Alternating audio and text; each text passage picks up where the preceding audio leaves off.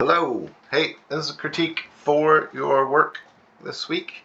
Cool stuff. Thank you for getting a reference in there. I appreciate that. It's going to make things a lot easier. So one of the things I would like to see, these are all just suggestions, of course. It's your piece, do what you want, but I'm going to give you my animator's eye on it. I think, so one of the things I'm missing is any kind of story about what's happening with the arm, the other arm. Like, why is this just one arm? You know what I mean? That's one of the things I think about. Like, if we could see the hand here on the bag, I don't know. Or maybe the other arm is kind of also doing something similar, so that would free this arm up, like, to be a little less or something. But I feel like it's important to kind of tell the story of the other arm and not just have it kind of be like MIA, you know?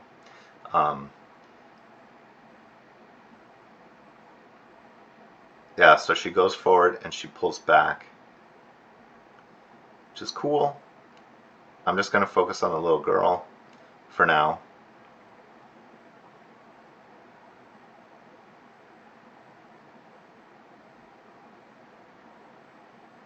So I think even at this stage we can kind of try to build in some sense of offsets or what's going to happen when, because from like this pose, the arm and the torso kind of rotate almost together, you know what I mean?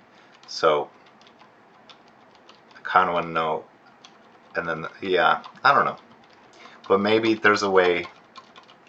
Maybe we want the torso. Do you want the torso to lead or the arms to lead? Like in your reference, your arms are kind of doing a lot of moving before your torso moves forward.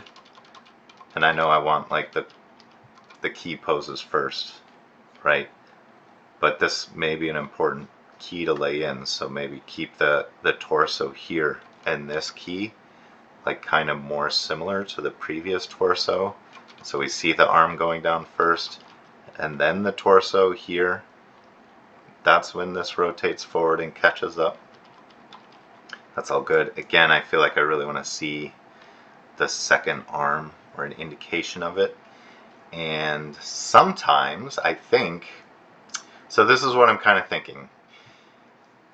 In your reference, your torso is more open to camera, right? And we're seeing both arms, and I feel like that's just like stronger posing. I think you could probably do a similar thing here with this character so that we're not just looking at this character's back as much, but we kind of like rotate.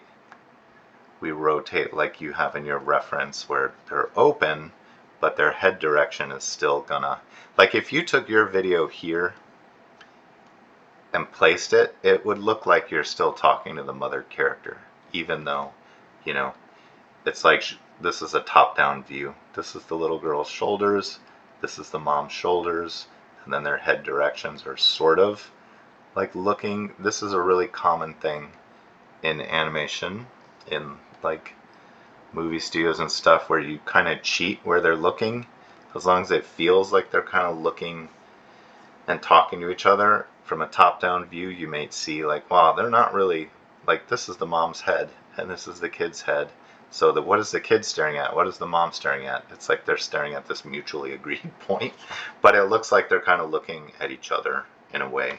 So that's kind of what I would suggest for this, because I feel like this kid character is so closed off to us, and maybe that's something just as simple too as like rotating the camera around so that we're, you know, because this angle, like you're kind of matching that with how the kid walks into scene. So maybe that would benefit you, or maybe we can leave the camera and the kid and everything the same and just leave the kid open.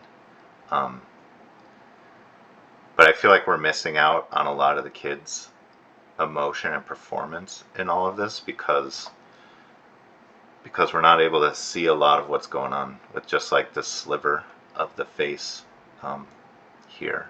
So that, I know that's a pretty big suggestion. That's a pretty kind of larger change, but I think that that's going to get us off on a really stronger start, and then it's really going to be a better two-piece acting kind of thing, because right now we're going to miss out a lot on what this character face is doing and what they're thinking and feeling. And I feel like they're not just coming in and listening in this shot, but they're actually an equal protagonist. They're an equal player. Wait! I told you before. I don't want these things in our home. Like, even during that line, we don't want these things in our home. It would be nice as an audience member to see what's going on with the kid, how they're reacting, how are they taking that line, how are they digesting that bit of information, right? And so if we can see what's happening with little eye stuff and little brow stuff, then that's gonna it's like we need this canvas to help tell the story, right? And with the back to the camera, we don't have that space, we don't have that canvas to use, and it feels like it's not critical to the story point that the back is to the camera or to the audience. So, all right, I'm going to move on from that point. I talk a little too much about things, so. Mom, don't make a big deal out of this. Don't. So. I don't want these things in our home. Mom, don't make a big deal out of this. Don't speak to me with that attitude.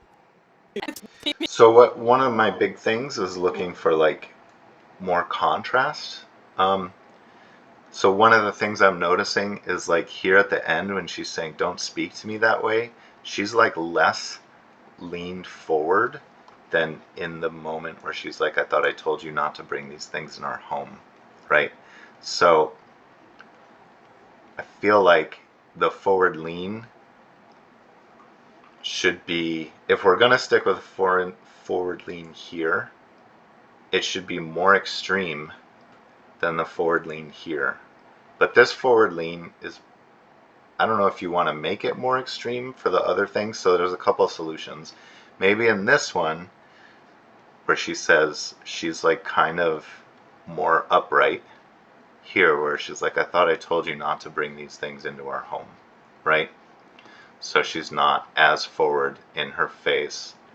It's a little like microaggression kinda, right? When she like gets closer, it's a like she's consciously or not, she's using her size kind of as like her larger size over the child as like a way to kind of assert her power.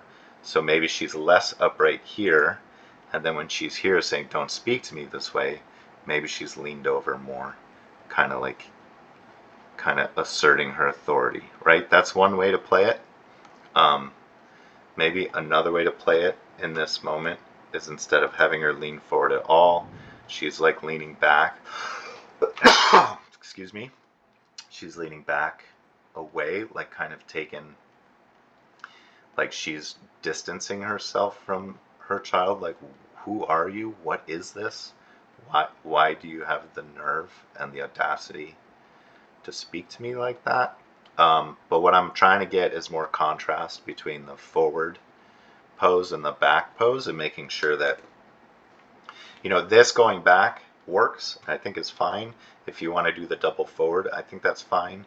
But it feels odd to me that she's less forward here when it's like more intense part of the dialogue than here where she's trying to remain calm and chill and cool, right? So that was my first kind of hit on it when I saw it. I think here, if we're doing stuff like this, watch like the distance between the characters. Like this is a little bit of a tangent that's kind of, but I don't know, if you repose or reposition the little girl, that may not exist anymore. But I would also, if the head angle is like this and this pose, when you go down like this, I would try to leave the head angle the same, because she's still trying to maintain eye contact with the kid, right? So like having this looks like she's like all of a sudden staring down at her shoes or something.